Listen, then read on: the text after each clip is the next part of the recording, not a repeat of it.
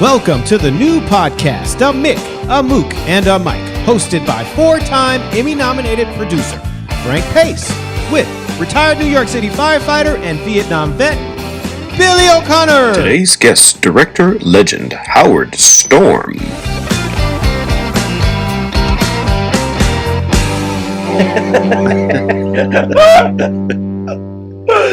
Oh, Mr. Chuckles, how are you today? Oh, Mr. Chuckles, I'm having a ball, Frank. Life is good. What's not the life? Retired Lieutenant Billy O'Connor. Nice to be retired. It's nice to be the king. It's nice to be retired. It's nice to be the king, indeed.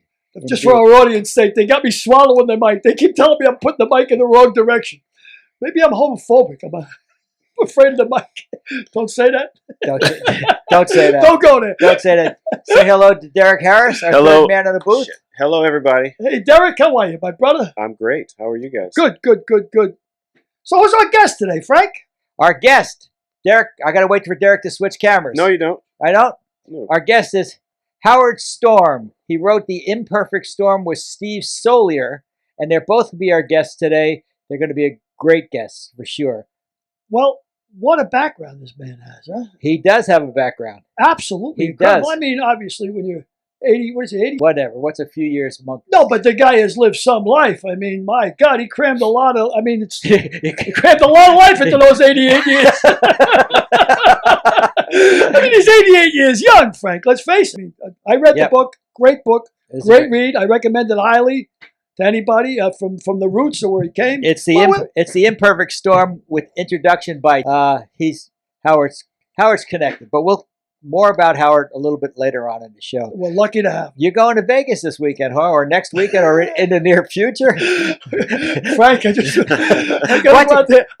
like about Vegas. I love to jog on. You know, like you go to the crap table. Craps, he didn't come to do it. He won't do it again. Danger's over. Double up and catch up. I love all that shit. I ever tell you, I'm playing blackjack in Vegas, and the dealer gives me a 10 and a 4, right? And I look at the 10 and a 4, and he says, "That's a mother-in-law hand." This is a mother-in-law hand. What the hell does that mean? He goes, you know, you want to hit it, but you know you're really not supposed to. Pretty funny. That's great. Yeah, pretty funny. You know, I see those Morongo Indian casino things with a guy and his wife driving up to Vegas. They're having a big old time in a convertible. They go to get the convertible. They get to Vegas and get to Morongo Casino. And inside they go, "For the time of your life," and everybody's wearing masks.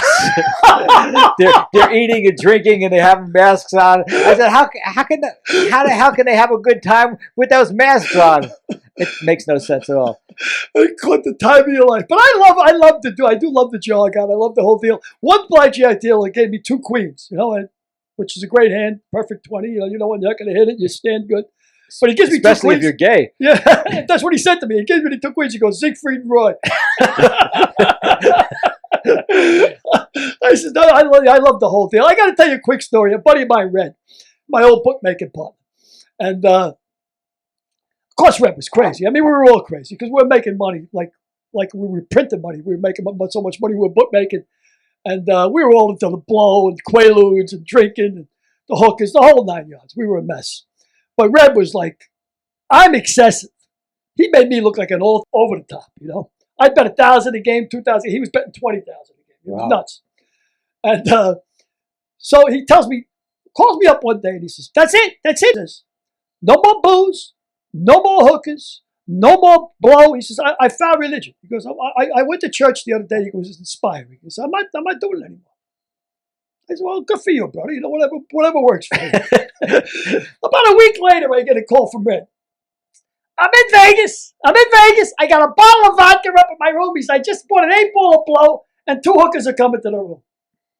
I said, whoa. I said, "What the fuck?" He's drunk out of his mind. I said, "What happened to religion? I thought you found religion." He goes, "Screw that shit. That was the longest week of my life." You know what? He says, I'm Catholic. I made the 9 First Fridays. I'm going to shoot for the deathbed confession." So now, about an hour later, he calls back. It's Red again. And he starts the conversation with, That's it. Just call me Kokomo Joe from Buffalo." Kokomo Joe from Buffalo. Just call me, guys. What are you talking about? I got to hear this story. It's all right. Lay it on me. What's this about? He goes, oh, I'm in my room. And he's like, call a hooker. The hooker comes to the room. She's nice. She's a nice looking chick. She's $250. I give her the $250. She says, anything else I can do for you? I said, well, can you get any cocaine? Can you get any blow? She goes, yeah, my driver's got coke. How much you want? He goes, give me $150 worth. He goes, and then she walks out the door, and I said, wait a minute. What did I just do? She ain't coming back. Just call me Kokomo Joe for Buffalo. It's a man of your experience. I love Vegas. It's unbelievable.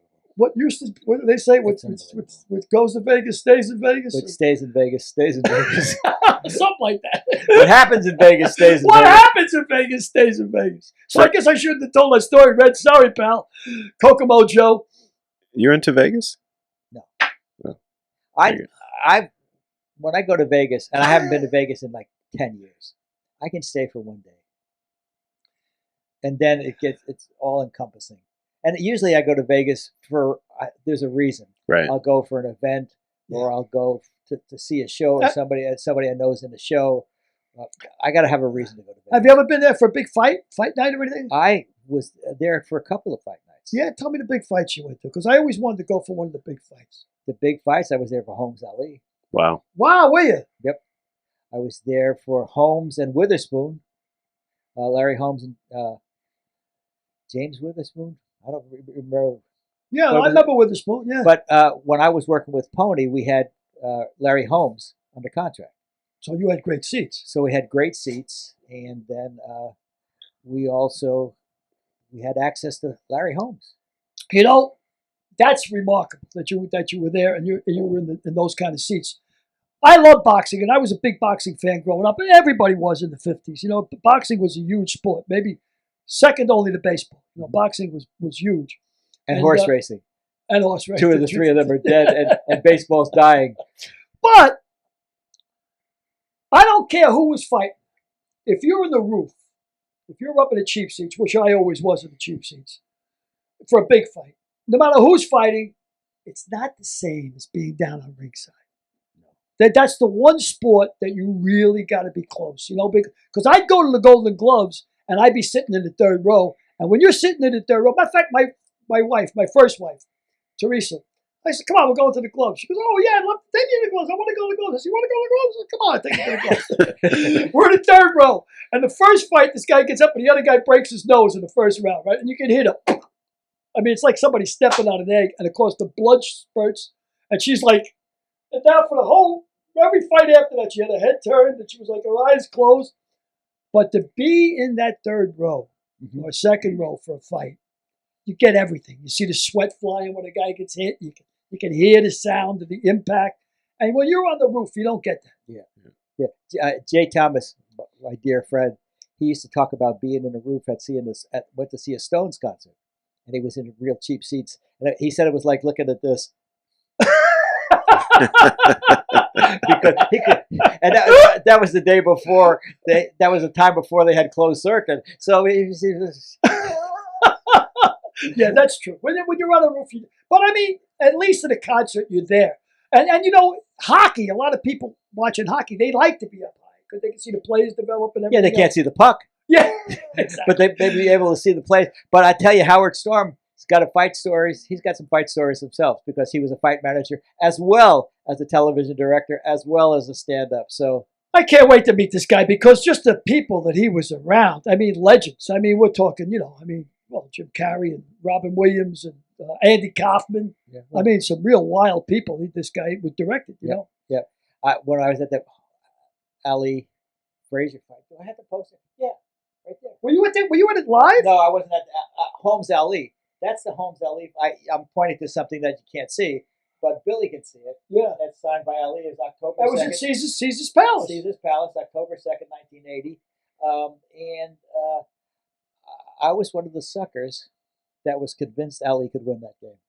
So yeah, you just couldn't bet against Ali. I couldn't bet against Ali. And I actually bet that he would win. I probably lost $10 or so. You lost $10? I mean, I It still hurts. I wore a black armband for a week. And the $10 said happy Holy Communion from Uncle Joe. It was still autographed. Oh, that's pretty funny. Yeah, let me ask you something. Do you find as we get older, What was Witherspoon's name? Can you look it up? Witherspoon? Yeah. Jimmy I think, Witherspoon? I No, think no. it's James Jimmy, Witherspoon. Jimmy but Witherspoon. I think it was an organ player. Jimmy Witherspoon. I think it was I a don't know. jazz player. Wasn't Jimmy Witherspoon? Well, What was it? Derek will look it up. But I when we went to Vegas for that fight, I was running the golf course with Larry Holmes. So his pre-fight workout was running. So Tim Witherspoon. Timmy Witherspoon. Yeah. Jimmy Witherspoon was an organ Yeah. jazz player. So I went to run with Larry, and I was, I was 31 years old. I was still in pretty good shape then.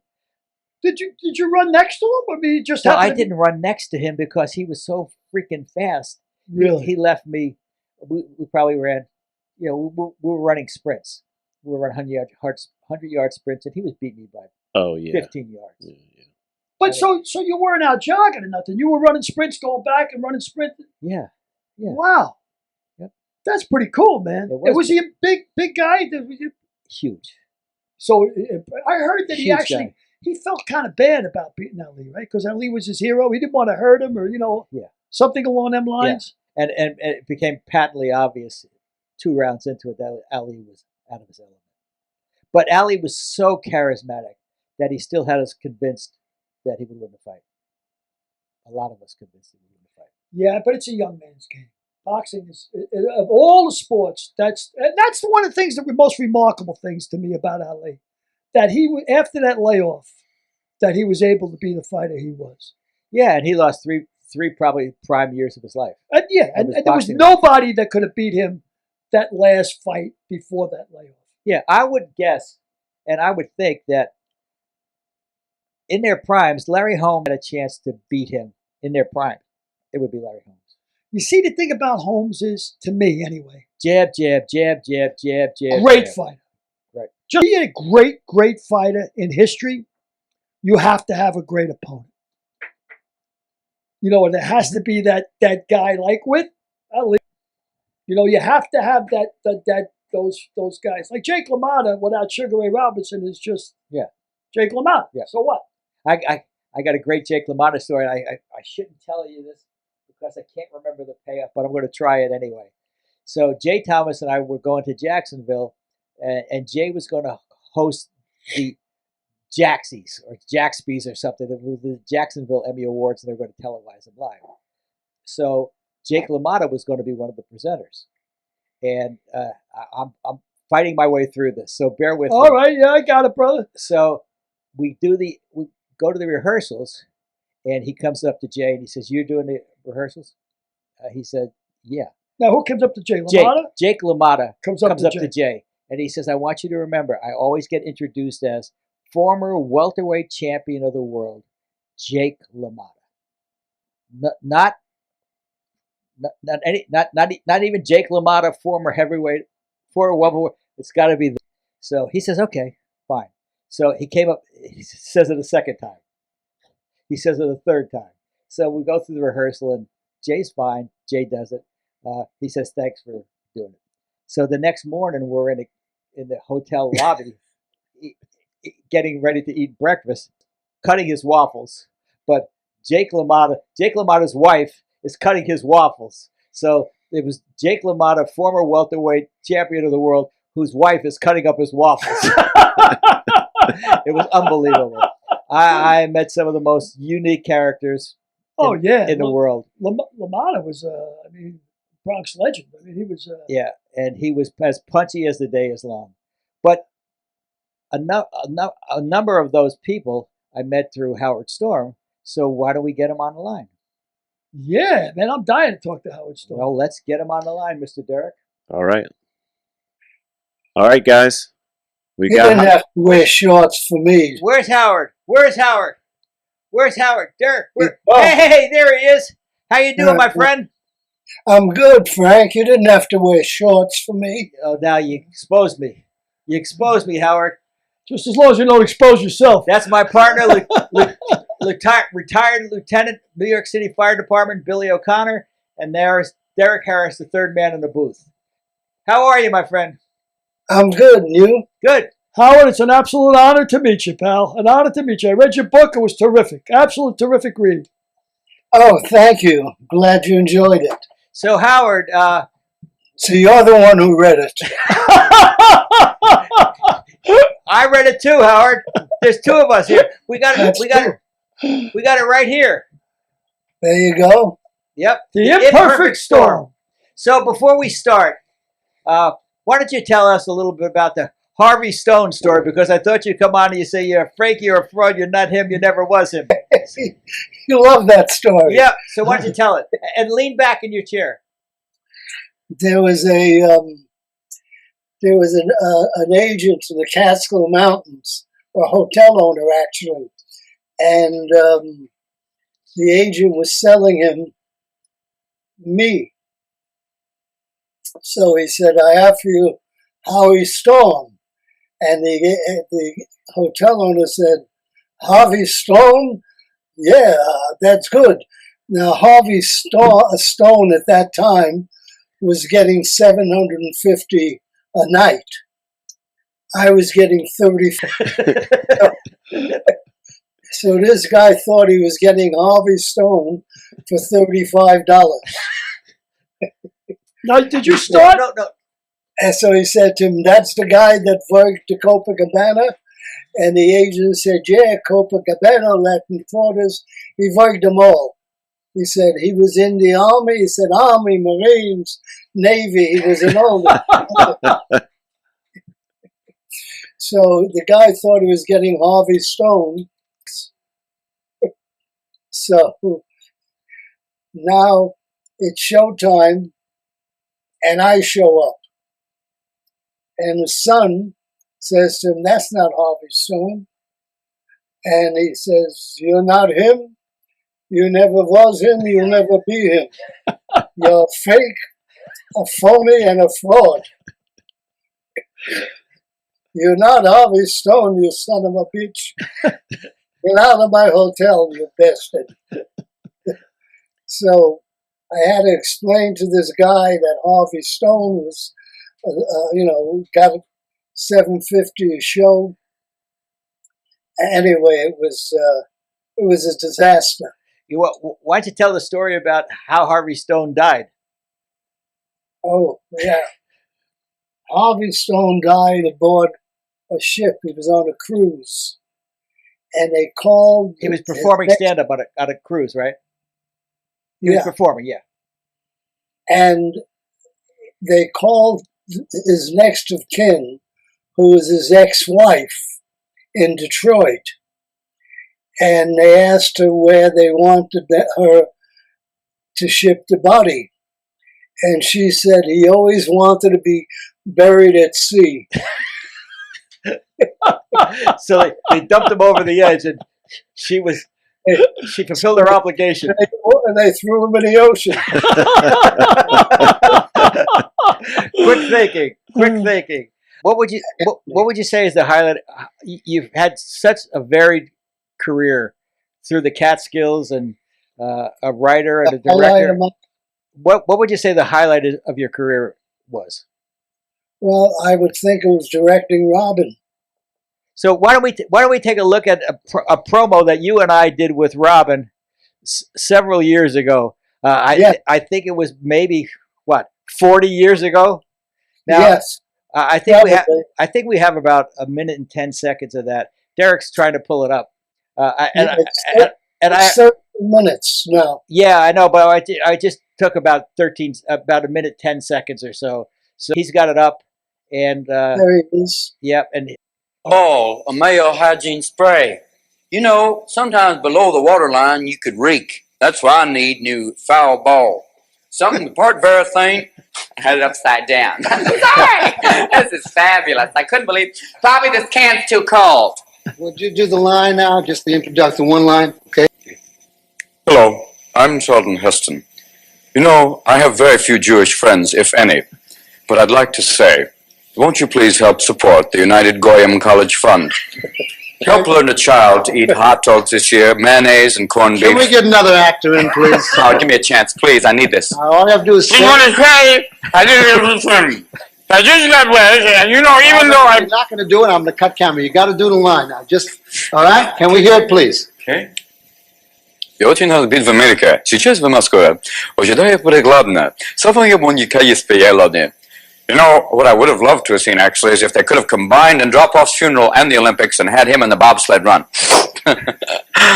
All right, I'm ready, Howard. All right. Can we get it now? Yes, sir. You I know think what the we line can. is? Do you want me to hold the cue card? No. Yeah, I can. The Okay. one that says yeah, now I doing am. commercial. Okay. Yes, right, got Here we it. go. Mhm. And Storm. That's a German name, isn't it? Storm. Oh, it sounds like a dog. I love that old Storm. Come here, boy. Hey, off the leg. We're ready now. Here we go. Okay. All right, and I'm ready to say that line hard because I love you. I love you for the man that you are. An incredible man, more than just one night. A man who can, I don't know, make you realize, ouch, who are you? I'm ready now. Okay. You ready? Thank you, Mr. Williams. Thank you, Howard. Yes, Howard Storm is now directing commercials. Again, I can get it this time. Okay. Once more. Hi, I'm Jack Nicholson, and you know, Howard Storm is directing goddamn commercials. It's incredible that he can find a camera small enough to work with, but God bless him for trying. His first commercial was Billy Barty on a footstool. God, I love the fact that the man takes chances. Thank you. Thank you. And cut. There it was. Amazing. How do you haven't seen that for a while, have you, Howard? No. It's pretty funny. Yeah. He was pretty funny. What's your He favorite? was. What's your favorite memory of Robin? What's that? Your favorite memory of Robin? My friend. Yes. I said it was a Friday night, and the audience was there, and I said, Robin, get your hand away from your wiener. And he said, Howard, you're an adult. You can say penis. That's pretty funny. Pretty funny. Why don't you tell the Fountain Blue story? Well, yeah, it wasn't a Fountain Blue. Oh, It was the agent was an agent called Nico Cavera. He was a Greek, can you back up, please, a little bit? Yeah, that's great. and he would call you and ask for you, and you would say that Howard Storm is not available, and he would leave a message. And in the message, he would tell you your next job and what you were doing. He would say, operator, tell Mr. Storm to call Nico Cavera in Jacksonville, Florida, which meant you work in Jacksonville, at the Roosevelt Lounge, which meant you at the Roosevelt Hotel, in room 175. That was your salary. I said, operator, ask him if I can call him in room 200. That's terrific. He said, tell him he's lucky he's in room 175. That's terrific. That's a great story. That's a great story. Nico Cavera. So you also when you were directing Robin in Mork and Mindy, you were also directing my friend and our friend Jay Thomas, which is how we met. Jay, yes. Yeah, Jay was wonderful. He was amazingly talented and just a sweet, lovable guy. Billy had a question he wanted to ask you. Well, just such an extensive career. You know, looking back at I'm reading your book, of course, from Henry Street to Hollywood. You've seen it all, brother. And working with the people you worked with, I mean, some of the comics that you've worked with, and Robin especially, but Jim Carrey and Andy Kaufman, some really odd beat comics. Major guys, and they were all, you know, well deserving of their place in the business. Jim Carrey was a brilliant talent. Andy Kaufman the same, and of course Robin, you know, and Johnny Winters. Wow. Yep. Yeah, Jonathan Winters came on. he actually replaced Jay in Mork and Mindy because Jay, after 2 years, Jay's character wasn't quite panning out, and they were desperate for ratings. One magic of the ratings, so they brought in Jonathan Winters to play Robin's son. Robin's son. Yeah. What was that like with Johnny and Robin together on the Incredible. stage? Well, I didn't do that show. That was That season? I was doing Taxi at that time. Oh, okay. That was the 4th year. Right. So Was it difficult to direct those kind of guys that had such improv skills? I mean, you were an improv guy yourself, weren't you? Howard? Yeah. No, it wasn't difficult. What I did with Robin was I told him that I was going to let him go for a couple of days. And then at one point I was going to have to peel back, and get rid of some stuff that he had done. And he agreed to that. And so I let him go for 2 days, and then I'd step in and say, you can do the glass, but you can't throw it. Put it on the counter. right. Take the chair, but don't move it away. Just leave it where it is, and those kind of things. And I gave him leeway. I gave him 2 days of doing whatever he wanted, and then I'd step in and peel back. And he had agreed to that, so it was fine. Great. Your boyhood friend growing up was my great friend Marty Nedboy, and he became a beloved member of all of our casts. We've got Betty Gary about how you all met. So Derek's going to put it up, and he'll play it back for you. This is a long story, I have to tell you. But when I was in New York doing Laughing Room Only, one matinee day, a policeman came up to my dressing room with 2 kids holding onto their ears, literally. And he said, Miss Garrett, these 2 young kids say they know you. I caught them sneaking into the theater. And I looked, and it was blue-eyed, sandy-haired, skinny kid, and the other was a little Italian boy with big brown eyes and curly hair. And so I said, yeah, I know. And so he left. I'm sure the policeman didn't believe me, but he left, and I said to the kids, now, if you want to come and see the show, you let me know. And you come on a Saturday, and just before the overture, I'll go down and I'll open the side doors and you can sneak in. So every Saturday they used to come. They would bring me flowers from the day old. By the time they came down on the subway, they were drooping with this. And I used to take them home between matinee and evening, and my mother would give them juice and cookies. And their names were Howie Sobel and Marty Nedboy. And Howie's father had been a burlesque comic, and Howie's big ambition was to be a nightclub comic. Say, how do I get in show business, Betty? And anyway, that went on for the run of Winter Garden that year, Laughing Room Only.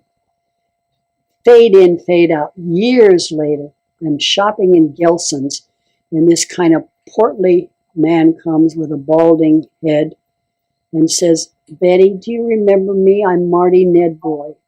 And I went, oh my God, and I fell on him. We hugged, and I said, whatever happened to Howie? Did he become a nightclub comic? And he said, yeah.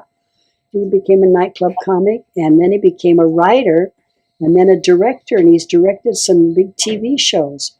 So guess who my first director on Laverne and Shirley was? Howie Sobel, who is now known as Howie Storm. So anyway, I think that's such a great story. Great story, Howard. Isn't it? It was amazing. What was it like to direct her? She was great. She was just so easy, I mean, she would come out every night in her wardrobe and open the side door for us so that we could sneak in and see the show. What were you, 12 then? What's that? How old were you? 12 years old at that time? We were 14. 14. He was 24, yeah. There was a 10-year difference. Wow. Now, how old were you, Howard, when you first started stand-up comedy? How old were you when you tried to break in? Were you 16 or so? Or? When I first started Stand up. Stand up. Stand up. I was actually doing amateur shows in high school. I would go and get into the different clubs all over the 5 boroughs at night and get home at 2 in the morning and then go to school the next day. Wow. So it wasn't easy, and you competed against guys who came with 5 or 6 friends, and they would boo and hiss while the comic was on, and then cheer their friend who sang Danny Boy. You know? That's baptism by fire, huh? Yeah, those mix. they're a hardy bunch for sure. For sure. Yes. When did you start working with your dad? Well, I must have been 4 years old when I first started working him in the Catskills. And I remember going to see another comic at a hotel down the road, and he was all upset because his partner had an attack and couldn't work. And I said to him, well, if you're stuck, I'll do it. And he said, well, do you know any of the scenes? I said, yeah, I know all of them. And he looked at me. I was 12 years old. He said, I got 20, you got 22? I said, yeah. He said, Joe the bartender? I said, yeah. So he said, okay. And I said, get me a long coat and a derby, because that's what my father did, how he worked. And I got a derby and a long coat, and we did a couple of the sketches. And then you ultimately appeared on Merv Griffin with your dad, didn't you? Yes, yeah. That must have been satisfying for you. Yeah, it was. It was a lot of fun. And it was amazing because he'd never been on television. And he was totally comfortable. Wow. Yeah, but working at Borscht Belt up there in the Catskills, at that age, you must have seen some real classic old comics. I noticed that you worked with Woody Allen as well. I mean, Woody was still doing stand-up when you met him? Woody, at that point, I don't think he was yet. But the Catskills was a great place to see comics. They would do each comic would have a night for himself where everybody paid $1 to get in, and all the comics from the different hotels would come and perform. So you'd see a guy like a 15-year-old Jerry Lewis, wow, Jan Murray, Jackie Miles. It was just amazing. You get to see all these comics. And I was in heaven. I would guess so. Now, was the Concord up there yet, or was that one of the hotels? Concord was there, but that was big time.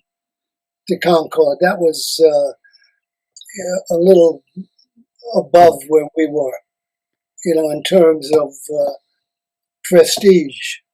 So, Howard, how did you get your first job how did you get your first job directing? My first directing job, let me see now. Well, I mean television sitcom directing. Yeah, it was Rhoda. I was sitting in with 5 other guys, hoping to get a shot. We sat in the bleachers, and we were not allowed to talk to the director, who was a guy named Bob Moore, who directed Boys in the Band off-Broadway. And he and I did a commercial together for Colgate Lime.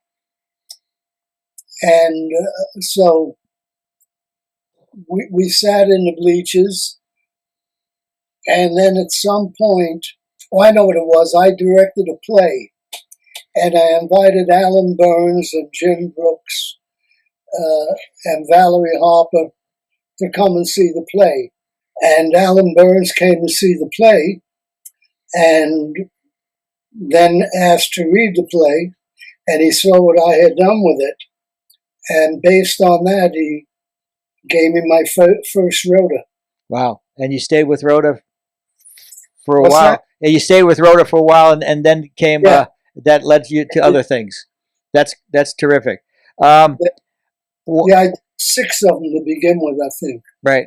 And when in that time period did you do Broadway Danny Rose? Were you a performer in Broadway Danny Rose, which you stole a show, I believe? I believe Howard was the best thing in Broadway Danny Rose, and that was a great movie. Oh, thank you.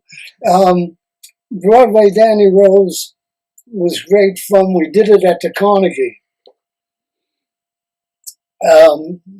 Delicatessen, and the waiter in the movie was the waiter at the Carnegie. So when we broke for lunch, we just moved over a table, and the same waiter. But you have the pastrami and the corned beef there, Howard. Corned beef. That's my man. That's remarkable. You had a quote that about Robin that I thought was absolutely remarkable. And you said the kid is a genius. He's like working with Charlie Chaplin. It's scary. That's a hell of a quote to say about anybody, especially the amount of talent that you've seen in your life. Well, it was. I mean, it was. I never saw this kind of brilliance. You know, this kid he was just unbelievable. There's a terrific photo. I'm sorry to interrupt you, but I got to bring it up. There's a terrific photo on the cover of your book of you and Robin together. And you said that looking back on that picture, there's a sadness in his eyes that you never noticed before. And I found that very poignant. He was a lovely man. He was just the sweetest guy, and, you know, a brilliant talent, beyond genius. Well, I want to read a couple of quotes on the back of this book. One of the most life-affirming reads ever, Howard Storm is an American master, Richard Lewis. I've known Howard Storm for almost 40 years. I know him a lot better now, from the Lower East Village to the Borscht Belt, from his comedy clubs of the Village to the sound stages of Hollywood. This hilarious and touching book is like having an intimate conversation with a funny, charming man who has been almost everything and everyone in front of and behind the cameras, Billy Crystal. The only problem with this book is it ends. Dick Cavett. The Imperfect Storm is a perfect read. Bob Newhart. I may be in the minority, but I liked it. Mel Brooks. There's a great testimonials, Howard, and great testimonials to you as well. So let's talk a little bit about your boxing career. And he still has all his teeth, all of his teeth still. Well, you know, I said to Billy, Billy said to me, how would you describe Howard Storm? I said, I describe him as sort of like a Jimmy Cagney character. And Billy said, I got it. I know exactly who he is. So aside from, I'm not talking about Howard not boxing, even though he could carry his own with anybody. He was managing a couple of fighters, one of whom was Tony the Tiger Baltazar, who fought for the middleweight championship of the world, didn't he? He was a lightweight. Lightweight. Yep. What was that like? And how did you get into that? Did your brother Eddie get you into that? Actually, we both did. We decided we wanted to manage some fighters because we were so involved. We were always at the fights, sitting ringside. And Mondo Muniz came up and said, my cousin Oscar doesn't have management. Are you guys interested? And we said yes, because we had seen Oscar fight 2 or 3 times at the Olympic. So we bought his contract and we started managing him. And then we wound up with the Baltazar brothers, and it became a whole thing. We were into boxing, you know, through that. And then he beat. Well, I want to say Jeff Chandler in a non-title fight. So he fought then he fought Chandler again for the title, but he didn't win. No, he always cut. he had bad Skin? scar tissue above his eyes, and he would always, and Oscar would always cut, and they had to stop the fight in the 6th round because of cuts. Is that as close as you got to a championship? Yeah, Well, that's Yeah. a lot closer than a lot of A people lot get. closer than most. But one guy you got, and I don't know his name, but Jay and I were together one weekend, and Howard said, "Why don't you come down to the Olympic? I got a guy fighting. I want you to see him fight." And then Howard said, "Can you get him some shoes?" So I got him a pair of Pony boxing shoes, and Jay and I get to the fight, and we're looking around for Howard, and Howard doesn't come out, and then come out again, and we'll wait a little bit longer, and Howard doesn't come out. So then we finally see Howard, and I said, "Howard, where's your fighter?" He said, "Oh, he was knocked out in the first round." we got to the fight too late. Should have got it earlier. And then what I said to you, Howard, I said we should have put the chevron on the bottom of his heel, on the bottom of his soles, the soles of his feet instead of the side, because that's the only way you would see him. That's remarkable. So you were asked to handle. You bought the contract. You handle these fighters, but you fought yourself. What weight did you fight at? Oh no, I never really. No, Oh, you he was never a did. street fighter. He was a street fighter. Yeah. I remember when Marty said when they were kids, Howard was in the middle of all of his fights because Marty was a polio victim, and Marty had a bum arm, and Howard would always fight the street guys, the guineas, the guineas and the Jews, and they would always Just beat the hell out of each other. beat the hell out of each other, and Howard was the main fighter. Well, Frank warned me not to get too cute. He says you can still hit. That's what he told me. He said, "Watch out for it. You can still hit. He's got a good left." Yeah. Freddie Roach, Yeah. who trained Pacquiao, Right. said I have a good left hand. Yep. Howard, you've been a great guest. I can't thank you enough for being on this. Thank you. We're all honored to have you here. You've had a great life, but a brilliant career, but more importantly, a great life. You've been a great friend to me, to Jay, to Karen, and I can't thank you enough. Well, thank you. And in terms of friendship, I have great regard for our friendship. I'm sure you know that. Yes, I do. It's been absolute, Yes, I do. an absolute honor to meet you, sir. It really was. Could you hold up his book one more time? I will Frank? hold up the book. I really recommend anybody out there, if you want to get a really good read and a good, true, real, raw read, read The Imperfect Storm. You'll love it. I did. I Yeah. really did. As did I. Good to talk to you, Howard. I had lunch with Howard and Steve Wallenberg 2 days before we went into pandemic lockdown. Oh, So, That's right, yeah. so And I want to mention Steve Stoliar, who wrote the book with me, right. my partner, who was extremely talented writer. Great. Thank you, Howard. Be well, and I hope to see you soon. Same here. Great. Love to Frankie. You betcha. all Thanks. right. That's great. That's Thanks. great. Thank you again. Well, Howard's a terrific guest, wasn't he? He certainly is. I wonder, Frank, when you had lunch with him before the pandemic hit, did you have the roast beef, the corned beef, or did you have the pastrami? I think I had the salami. I had the salami and eggs. Yeah, he's just a remarkable character. 88 years old, He is 88. and still, able to shoot those stories off. And you cued him on a few stories, but I'm sure he's got thousands, just thousands. He does have thousands. In his time, as I said before, or as I should have said before, he was the greatest storyteller I've ever known. He could sit and trail you with a story about all sorts of things that I'm interested in. Of course, Entertainment, yeah. That's he's brilliant. He's a good friend, and his son's an executive producer of Ninja Warriors. So his son Anthony is executive producer, and his other son Casey is a talented director. So alligators raise alligators. Alligators. Well, alligators raise alligators for sure. That's for sure.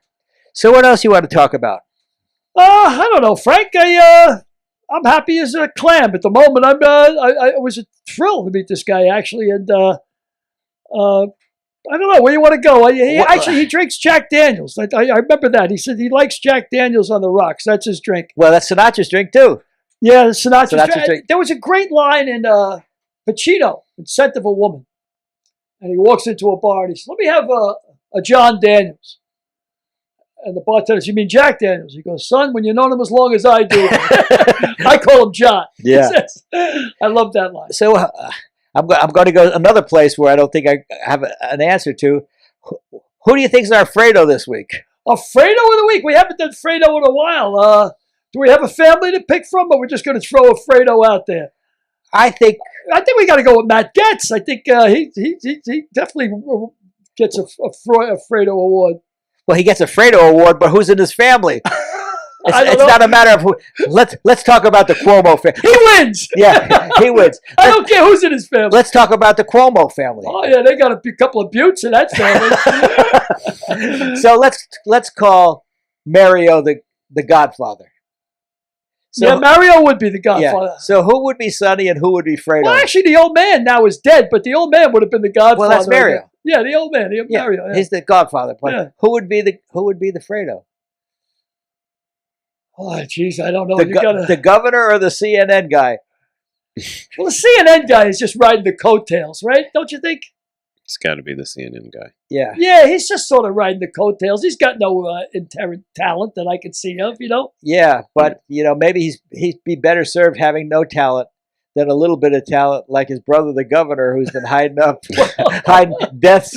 Well, what are politicians? Who is allegedly been hiring deaths because he was pitching a book about his deft handling of the COVID experience. Well, aren't they all entertainers? What are politicians if not entertainers? Because they're certainly not deep thinkers. We can say that with certainty. I think somebody said politics is show business for ugly people. That's great. Politics is show business for ugly people. I always remember the line that politics is the last refuge of a scoundrel. And that's dead on. Dead on. And they are coming out of the woodwork left and right. By God, yeah, both sides of the aisles. It's just one after the other. Well, you know what? When you aspire to be a politician, and of course the classic line is, why do you want to be governor? I want to make a difference. Yeah, sure. The I want to make a difference line. Until you get in there, and then you start saying, how much money can I raise and how much money can I swindle? Yeah, I was having breakfast yesterday with an old friend who is a very, very big lawyer, a mergers and acquisitions guy. And we were talking about politics today. And we both agreed that there have to be term limits. Oh, yeah. There have to be term limits. And then I floated your idea about a 25-year term limit on Supreme Court justices, just to see how he would be. And he says, I'm all for it. These people were appointed for life back at a time when the lifespan was 60. Yeah. So now that the lifespan is 80. Exactly right. So, and you're giving them a license to steal. And how long do you give them that license to steal? Well, congressmen for sure. I mean, I want to say less. I'm hopeful that the Supreme Court justices have less larceny in their veins than Matt Gaetz or Mitch McConnell or Nancy Pelosi or some of them that have been sitting on their seats forever. But I recall a story, and I wish to hell that I can remember who was the mayor when the Staten Island Bridge was built. But whoever it was had bought up all the land on the other side of the Staten Island Bridge. And I mean, if that doesn't show you, yep, you got the insider knowledge. I mean, it's impossible not to make money as a politician. And it's not an accident that senators make 40% more money in the stock market than the average senator. Of course not. Because, I mean, they know. They get the insider information. I mean, imagine if you knew where the Staten Island Bridge was going to be built. I mean, information is power. I mean, if you think about term limits, and even if it's 4 years or 6 years, you get in and you get out. And you don't have to raise any money, because now they spend 3/4 of their time raising money.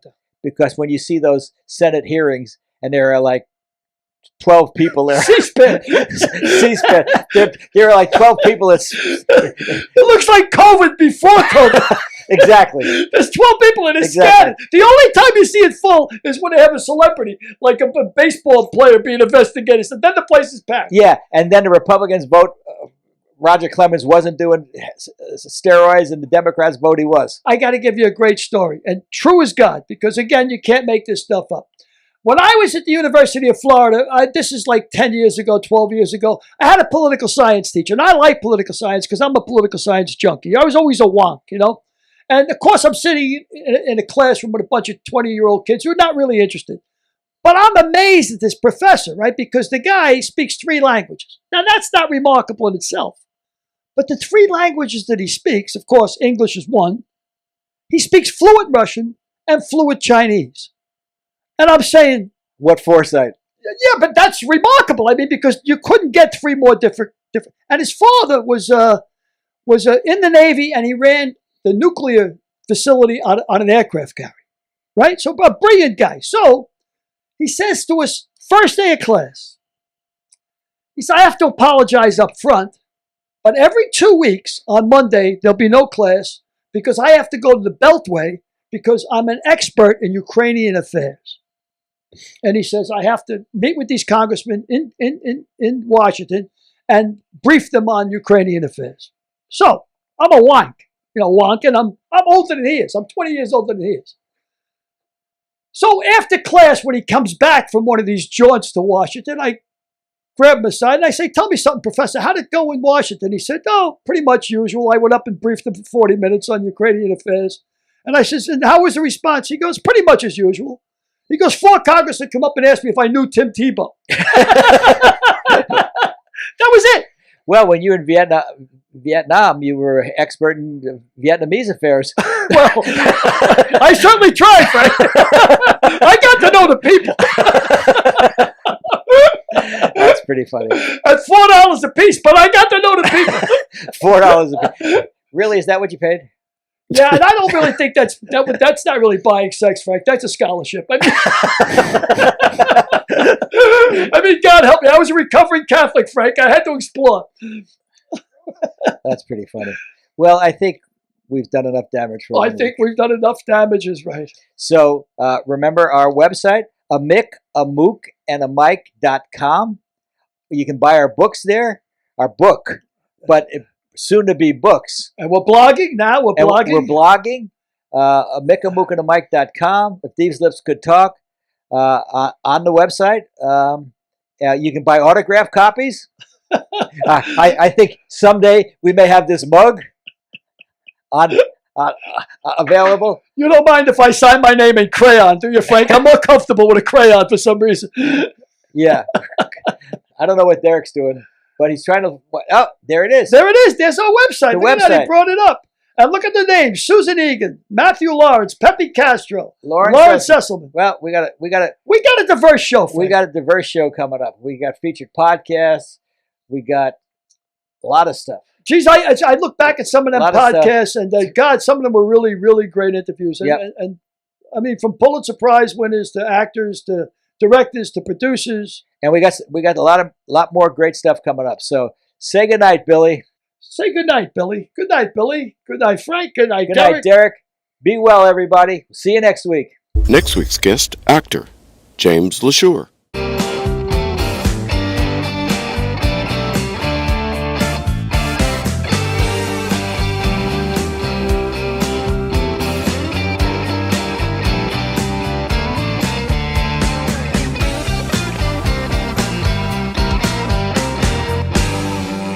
We'll see you next week.